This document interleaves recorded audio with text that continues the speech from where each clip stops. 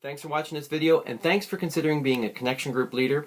Rather than bring people in for training, we thought it might be kind of nice to give you a very quick overview in just a couple minutes of the main things that are being asked of somebody that is considering serving as a connection group leader.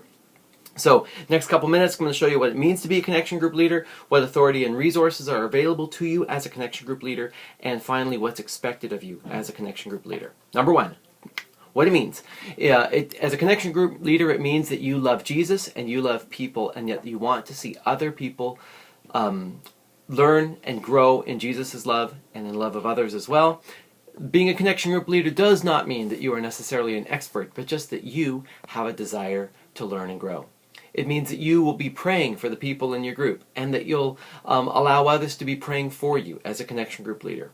It also means that you'll have immediate access to help if you need it. Normally, we run our connection groups in 3 semesters. So 3 times a year, we make connection groups the pretty much exclusive focus of our announcements and things like that. So including things like posters and inserts and sign-up tables. So generally, we have a semester in the fall, one in the early spring, starting somewhere late January, early February, and one immediately following Easter. On occasion, we have a 4th in the summertime, but we found that the summertime is generally not a good time to try to run any groups that are trying to meet weekly, just because people's schedules are so erratic. Anyways, we're asking you, and what it means to be part of a connected group leader is that you'd be making at least a 6-week commitment to hosting one of those groups.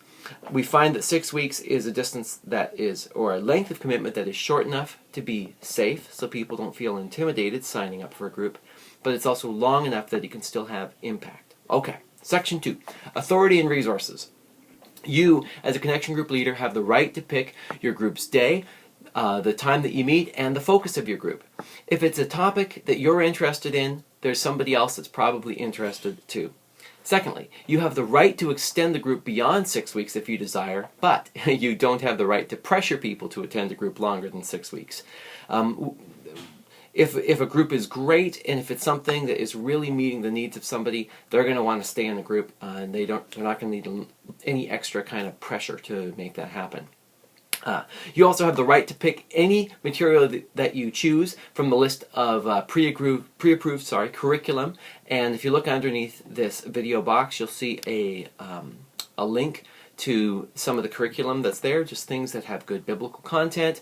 And so any of those things, if you choose to do any of that material, you don't need any additional approval. You're all set to go. Any other material, stuff that's not on the list, will need to be approved through our office before your group is going to get promoted. I should also point out that many of the groups that are already in the list are already in our church library. We will provide the material for you as the leader on request. So if you need some material to be purchased for you, the leader, we can do that. We also can provide scholarships for anybody in your group that might need that. But we have learned over the years that it's best to not just provide free curriculum to people coming into a group, because it's very often that, for example, 15 people sign up for the group, you buy 15 books, and then only 8 people show up, or 8 people are consistent. We found that when people put some money into their own development, into their own group, they tend to be much more committed, but we do have scholarships so that if somebody really is prevented by money from being in a group, they can be a part of it. Okay.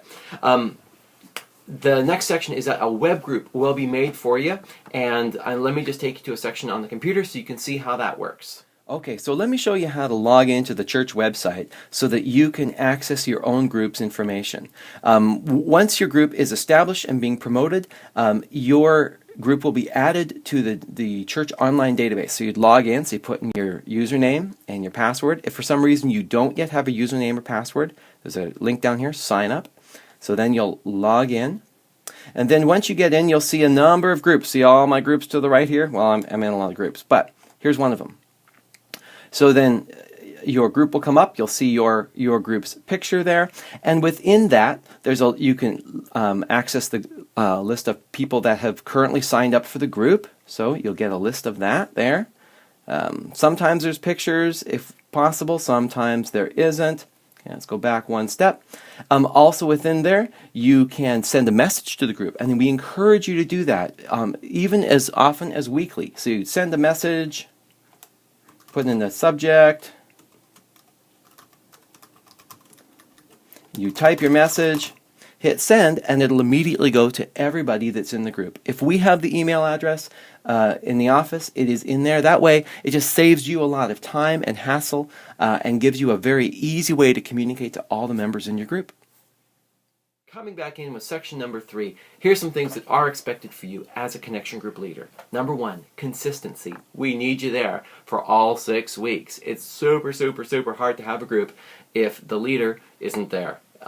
So we need you to, if you're considering leading a group, to find a way that you can be consistent for 6 weeks. So a day and a time that somehow you can be there 6 weeks in a row. Secondly, we expect you to pray for your group. Pray for the people in your group.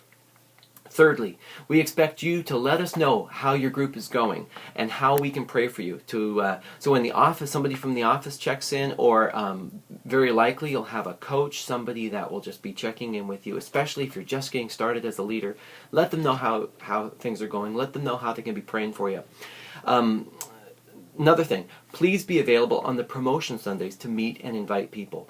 We find that people don't attend a group just because they find information about a group. They attend a group because somebody has welcomed them and let them know that they really do want to see them in the group.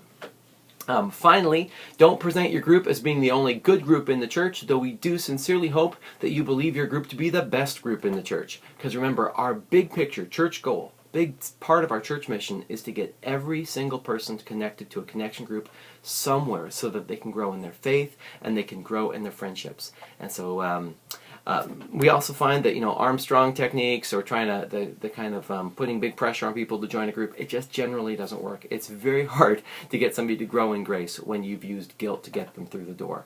So anyways, hope these things are helpful. Please give me a call or an email if there's anything I can help with. I'm rooting for you. And thank you again for considering leading a connection group.